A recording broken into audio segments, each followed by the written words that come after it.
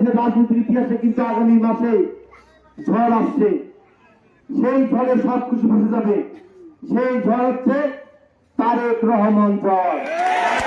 তারেক রহমান যদি বাংলাদেশে পা দিবেন, তারেক রহমান যখন বাংলাদেশের এক প্রান্ত থেকে আরেক প্রান্ত, টেকনাফ থেকে তেতুলিয়া, রূপসা থেকে বাতুলিয়া, তিনি যখন নির্বাচনী গণসংযোগ করবেন, সেই ঝড়ের সকল ষড়যন্ত্র, সকল চক্রান্তকে ধূলিসাৎ করে ধানের শীষের বিজয় সুনিশ্চিত হবে ইনশাআল্লাহ।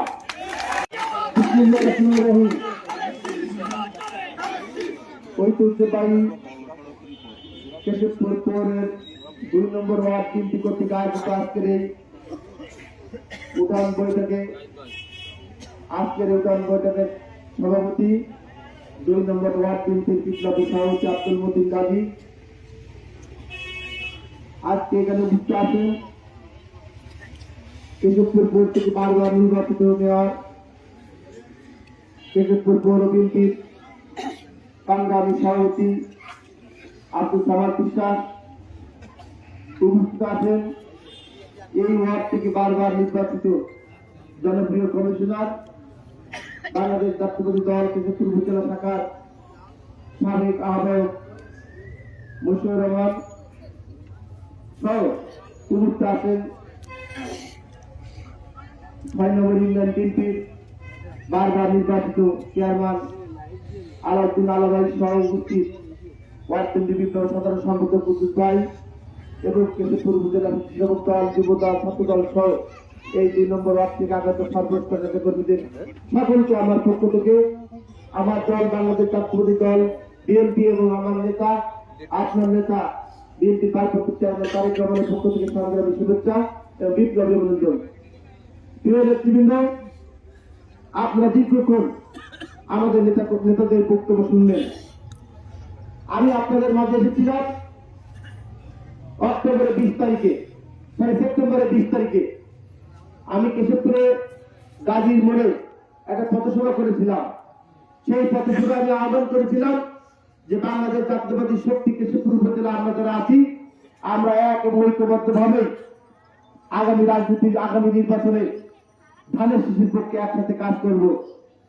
প্রিয় নেতৃবৃন্দ, আগামী ফেব্রুয়ারির প্রথমার্ধে 13 জাতীয় নির্বাচনের একটি রোডম্যাপ ঘোষণা করেছে অন্তর্বর্তী সরকার।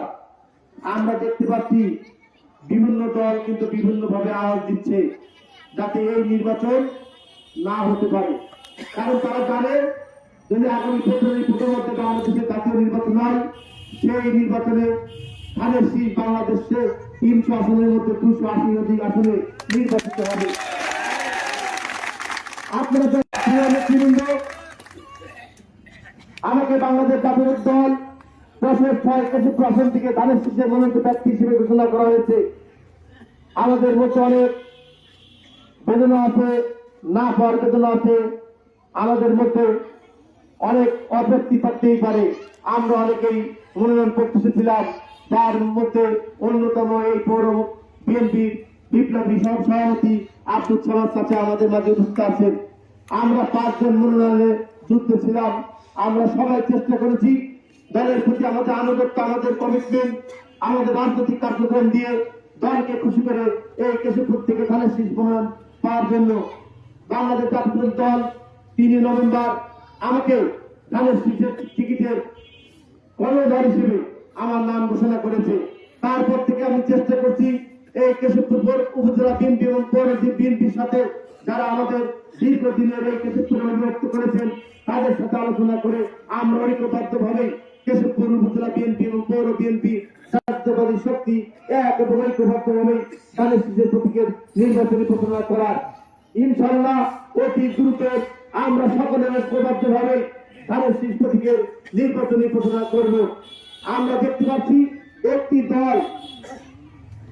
দল ধানের শীষ প্রতীককে যাতে বিজয় করতে না পারে তার জন্য বিভিন্ন ষড়যন্ত্র করছে, বিভিন্ন কথাবার্তা বলছে, বিভিন্ন আনাচে কানাচে বিভিন্ন কথা বলছে যে বিএনপির অমুক নাকি ধানের শীষ প্রতীকে ভোট না দেওয়ার জন্য আহ্বান জানিয়েছেন। আরে বাবা, বিএনপি কাকে কোন ভোট দিতে বলছে না বলছে যা বিএনপির ব্যাপার।